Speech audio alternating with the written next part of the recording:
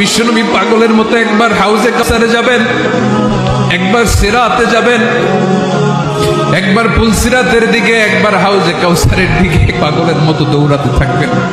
তার কোনো গুনাহগার উম্মত যাতে জাহান্নামে ঢুকে না যায়, সেদিন কেউ সুপারিশ করতে পারবে না বিশ্বনবী ছাড়া।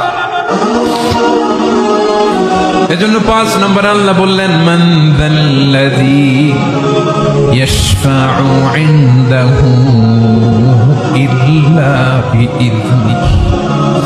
কার সাহস আছে, কার এত বড় বুকের পাটা কিয়ামতের কঠিন দিন আল্লাহর সামনে দাঁড়িয়ে সুপারিশ করবে? কারো ক্ষমতা, কারো ক্ষমতা নাই। বিশ্বনবী সেদিন সিজদায় পড়ে উম্মতের জন্য কাঁদবেন, সবাই কাঁদবে, নফসি নফসি, আল্লাহ আমারে বাঁচাও, আল্লাহ আমারে বাঁচাও। বিশ্বনবী বলবেন, উম্মতি উম্মতি।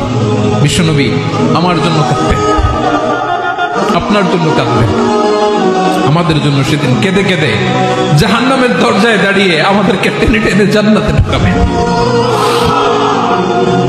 এজন্য এই বিশ্বনবীর ভালোবাসা যেন আমাদের হৃদয়ে ভরপুর থাকে। আমার ভাইয়েরা, প্রতি শুক্রবার বিশ্বনবীর উপরে বেশি বেশি যেন আমরা দুরূদ পড়ি। আমরা যখন বিশ্বনবীর সালাম দেই, দুরূদ পড়ি,